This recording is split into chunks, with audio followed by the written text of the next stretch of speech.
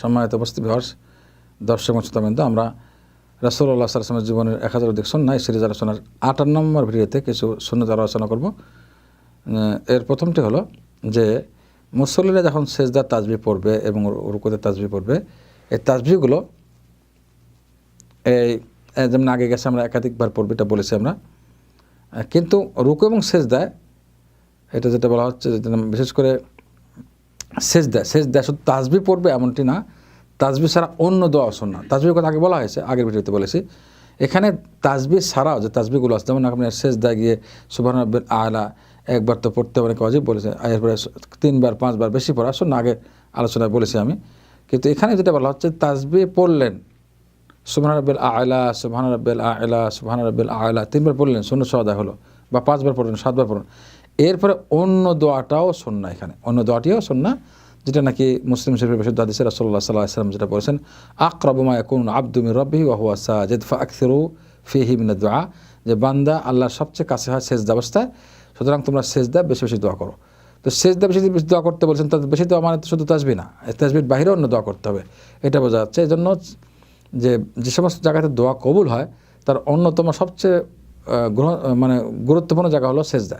আপনার তাসবিহগুলো পড়লেন, সেজদা তাসবিহ পড়ার পরে 3 বার 5 বার 7 বার পড়ার পরে এবার আপনি অন্য দোয়া করুন। যে এখন দোয়া জানেন না, নফল নামাজ হলে আপনি মনে মনে বা আপনি নিজ ভাষা করতে পারেন, হ্যাঁ, অথবা যে সমস্ত মাসনুন দোয়া আছে ওগুলো করতে পারেন, কোরআনের দোয়াগুলো করতে পারেন। রব্বানা আতিনা ফিদ দুনিয়া হাসানাহ ওয়া ফিল আখিরাতি হাসানাহ ওয়া কিনা আযাবান নার। তেলাওয়াত নিষেধ, আল্লাহ রাসূলকে তেলাওয়াত করতে নিষেধ করে সেজদায়, কিন্তু এমনি দোয়া হিসেবে পড়তে পারেন, ভালো ভালো দোয়া করতে পারেন, কোনো সমস্যা নেই। এই তার মানে তাসবিহ ছাড়াও অন্য দোয়া করা সুন্নাহ, এই হাদিস থেকে বোঝা গেল। এখানে আমরা যে সুন্নতগুলো আলোচনা করলাম এখানে সালাতের ব্যাপারে, যে প্রত্যেক রাকাতে যে সমস্ত কথার যে সুন্নতগুলো আছে, প্রতি রাকাতে যদি আমরা এখানে হিসাব করি, তাহলে এই প্রত্যেকটি রাকাতে এই সুন্নতগুলো বারবার আসবে।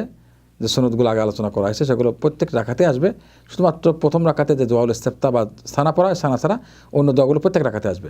এবং শেষ বৈঠকে যে দোয়াটি বলা হয়েছে, শেষ বৈঠকের একেবারে শেষ বৈঠকের দোয়াটি, ওইটা ছাড়া আর বাকি সুন্নতগুলো প্রত্যেক রাকাতে আসবে। সব মিলে আমরা যদি হিসাব করি, তাহলে এই কথার সুন্নত নামাজের মধ্যে 17 রাকাত ফরজ নামাজ, 17 রাকাতে মোট সুন্নত হচ্ছে 136টি সুন্নাহ। সুবহানাল্লাহ।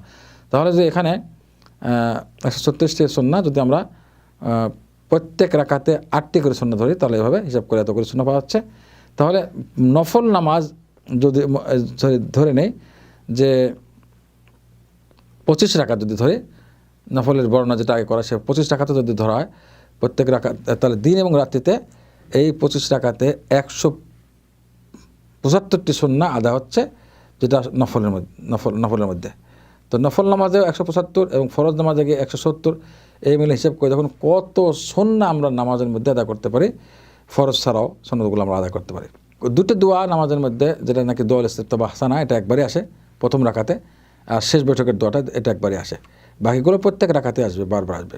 এভাবে আমরা প্রত্যেকটি নামাজে, দিনের প্রত্যেক নামাজে ফরজ এবং সুন্নত নামাজ মিলে বহু সুন্নত আদায় করতে পারি, যেটা নাকি একটু খেয়াল করলে এই সুন্নতগুলো আমল করা সম্ভব। আল্লাহ তাআলা আমাদের সবাইকে তৌফিক দান করুন, আমিন। আসসালামু আলাইকুম ওয়া রাহমাতুল্লাহি ওয়া বারাকাতুহু।